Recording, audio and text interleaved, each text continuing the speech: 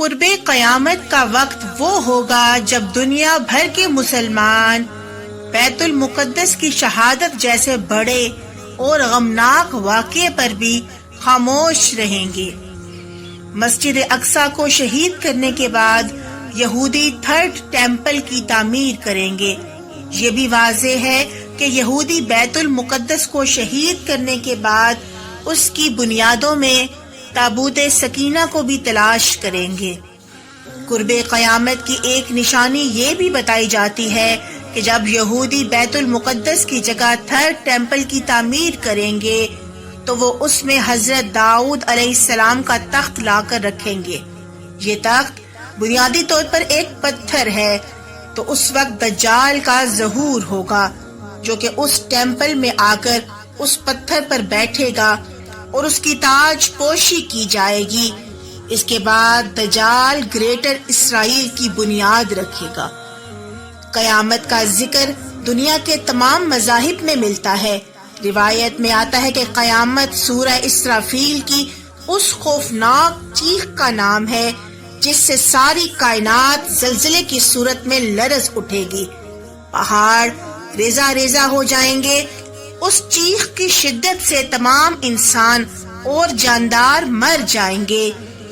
اس ہولناک دن کی خبر تمام انبیاء اکرام نے دی، جبکہ اللہ کے آخری رسول حضور اکرم صلی اللہ علیہ وآلہ وسلم نے بھی قرب قیامت کی چند نشانیاں بتائیں، جن میں کعبے کے طواف کا روکا جانا بھی شامل ہے۔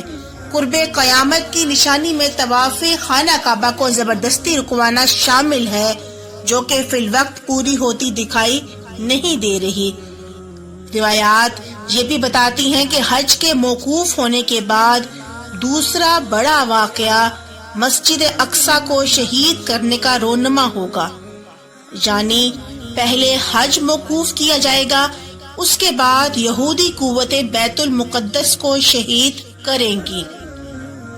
قرب قیامت کی ایک نشانی یہ بھی بتائی جاتی ہے کہ حج موقوف ہونے کے بعد سے لے کر حضرت عیسیٰ علیہ السلام کے نازل ہونے تک مسلمانوں پر نہایت کڑا وقت آئے گا۔ ان پر ظلم و ستم کے پہاڑ توڑے جائیں گے اور دنیا بھر کے مسلمان انتہائی ذبح حالی کا شکار ہوں گے۔ اس کے برعکس یہ وقت یہودیوں کے عروج کا ہوگا، جس کا وہ کئی برسوں سے انتظار کر رہے ہیں۔ علماء اکرام اور اسلامی اسکالرز بتاتے ہیں کہ یہ واضح نہیں ہے کہ پہلے حج موقوف کیا جائے گا یا بیت المقدس کو شہید کیا جائے گا۔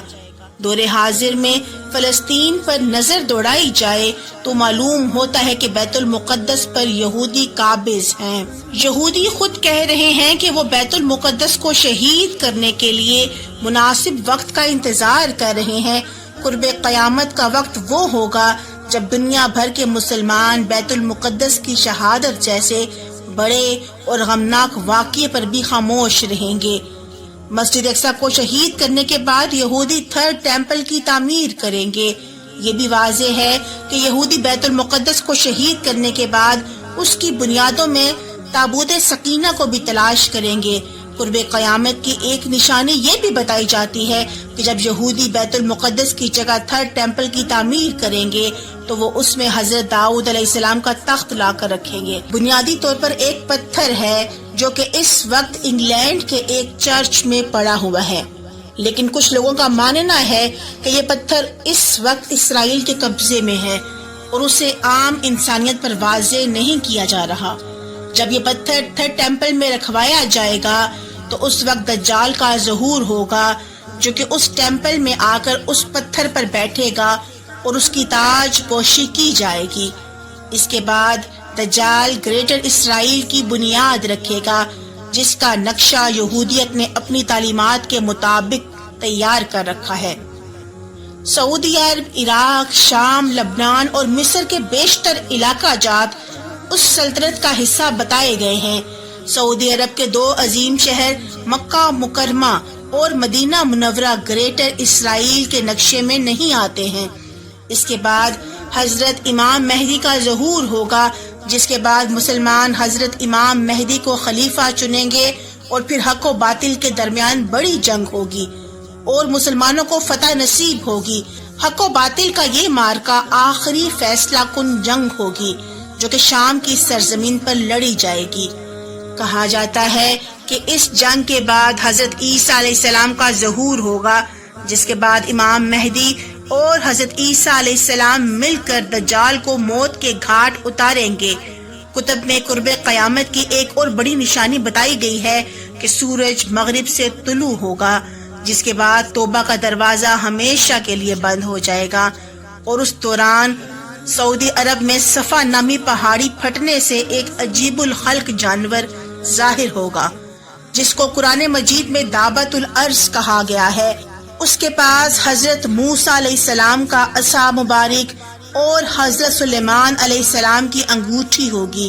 یہ جانور زمین پر بسنے والے مسلمانوں کی پیشانی پر اس عصا کی مدد سے ایک لکیر کھینچے گا، جس سے حقیقی مسلمان کا چہرہ روشن ہو جائے گا، جبکہ کافروں کے ماتھے پر یہ حضرت سلیمان علیہ السلام کی انگوٹھی پھیرے گا، جس سے ان کے چہرے سیاہ ہو جائیں گے۔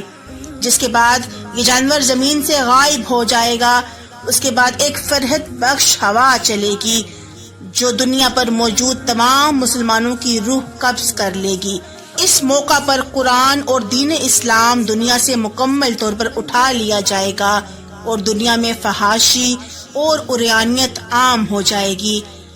اس کے بعد ایک آگ کی آندھی آئے گی جو کہ تمام کافروں کو ملک شام میں جمع کر دے گی، اور حضرت اسرافیل علیہ السلام پہلا سور پھونکیں گے۔ یہی وہ دن ہوگا جس کا نام قیامت ہے۔